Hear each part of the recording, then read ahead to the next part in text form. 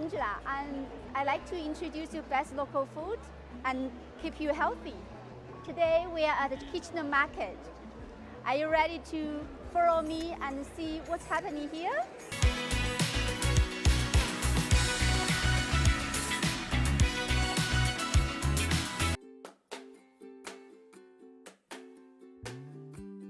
Oh, hi, good morning, Cameron.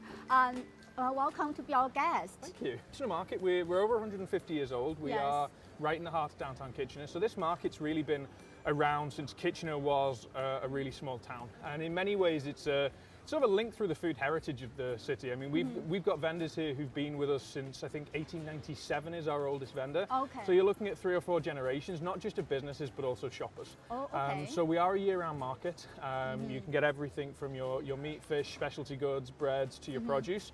And in terms of our produce, we support a really healthy range of local farmers who, some of whom were in 15 minutes, and anywhere from, 50 to 100 acres, right down to our smaller farmers who may only have half an acre or so. Really not enough land to survive economically without direct access to consumers like you have at the market. We also have a range of resellers as well who are bringing in produce both from Ontario and internationally, both to serve in the winter months when we don't have things available, also to provide affordable access to food, and to provide some products that just don't grow in Ontario, because at the end of the day, Kitchener is a growing, diverse city. And one of the things we're really proud of is, aside from the fact that we're able to be an affordable space and a high quality space, is we're able to serve a huge range of our community, which is really important, because although the market is an old, heritage space, it's also a really culturally relevant space. It's where people come, they connect, and the ability to have everyone here shopping, connecting, being able to celebrate what's in season it's a really special thing, and it's something we're looking forward to, hopefully not us, but the next generation of vendors and the market team doing for another 150 years, because this is one of those hearts of the city. Okay, wow, yeah, I'm impressed. I've been here many times. I enjoy being here. This is not only a place you buy food, but it's a place you connect to people, right? Yeah, and we focus on food education. We'll run classes and workshops. We'll have festivals through the summer. In fact, in the pandemic, you'll see behind us right now, this is a market. In the week, it's a car park, but in the pandemic, it was an outdoor event space. We ran over 20 large events, both for citizens through the market and for private organizations who had nowhere to perform, nowhere to gather. And so, that utility, I think, speaks to, how important places like the market are. Because this isn't the original market building. There's been 3 market buildings over time, but it's still the same market. Yeah. And I think that's it's a really exciting thing. Okay, so what do you think the uniqueness of this market compared to any other farmers market? So I think there's first of all, Ontario is a phenomenal place for farmers markets because it's a phenomenal place for food. We live in one of the best growing regions in the world. I think one of the things that's unique around us, or less common, is that ability for us to run year round almost the same size because of the facility we have. Yes. It really means that this can be a shopper's permanent grocery place. We see over 7,500 shoppers a week. Okay. And the vast majority of those come year round. This is their staple for grocery, and there aren't a lot of other grocery spots downtown. I think maybe another unique thing to mention is, as a result of that, this isn't just a nice social place, it's actually an amazing economic engine. So this place generates probably between $17 and $21 million in wider economic impact. Wow. So impressed. every dollar Great. spent at the farmers market in Ontario generates between $1.4 and $2 in local economic impact, because these businesses, they employ local people, they rent local production spaces, they work within an hour of here, and that really means that if you want to support your community, it's a phenomenal place to invest your money. You're not just investing in great produce, you're investing in your community. So we need to support our community, support our locals, right? Oh yeah, it's more important than ever. I mean, this facility alone, you might not think it when you look around, but these businesses support nearly 300 workers.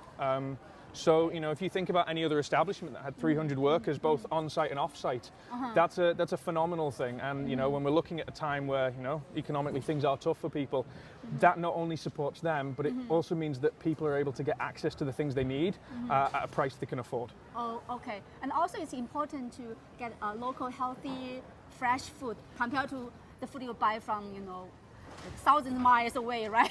Yeah, and I From mean, here. you will find produce here from a long way away. I mean, for example, citrus fruit you're not going to find here. Yeah. But yeah, like the ability to take advantage of the local foodscape. I think we mentioned earlier, for example, if you want tomatoes year round, yes, you can't buy them from a field, but you can also get them from a greenhouse in Leamington, which is what, maybe 40 kilometers away. So the distance piece is hugely important. The freshness, I think, aside from the health, it's the taste, it's the ability to pick something up that, hasn't been grown and selected because it needs to travel. It's been grown and selected because it tastes good, because it's traveling maybe, 50 miles and it's maybe being picked 2 days before maximum. And, that's a great thing. It's a good way to fill your shopping basket, and it's a nicer way to eat. Yeah, it's great. So what are the major components of this market? Okay, so we have our large outdoor produce area where you'll find around 16 different vendors. It's around, I think, 12 farmers and then resellers, and our farmers range from very small, some organic farmers to larger conventional farmers. If you go inside, you'll find pretty much everything else you could find in a grocery store other than tinned goods. So your meat, your fish, your bread, specialty products, your cheeses. We have 2 fantastic cheesemongers. We have, breweries as well, so you can come and get great local beer here. And I think the nice thing as you walk around is you'll see there's those very, very long-term businesses, but you'll also see businesses who've been here 6 months. The nice thing about a market is we bring people in, and if they're successful, they may stay for 100 years. If they're successful, they may leave because they need to go somewhere bigger. That's our job. Like, if we wave goodbye to someone because they're too big for the market, like, that's fantastic because it means someone else gets to come in and do that as well. We do have, vacant spaces at the moment because the pandemic, it hit us hard, like it hit everyone. But what's really exciting is the number of applicants that we're getting who are bringing things that maybe we don't have at the market, who are maybe changing careers. Maybe through the pandemic they realized actually they have a passion for food, or it's something that they used to do and they wanted to pick back up, or they've realized that their job wasn't taking them in the direction they wanted. And with a city like Kitchener, it's not a simple thing to just say, oh, I want to be a chef, so I'm going to buy a shop. That's an expensive endeavor. But the ability to say, I have an idea, I'm going to find a kitchen, and I know there's somewhere where there's 7,500 people every week, and I just pay my booth fees. It's a great way to get those businesses started. And we really hope that, some of those people who've been here a year, in 100 years' time, their kids and grandkids will be running it the same as our older vendors now are. So yeah, it's that cycle and is really important. So yeah, you can get pretty much, I'd say, everything you need here in terms of food.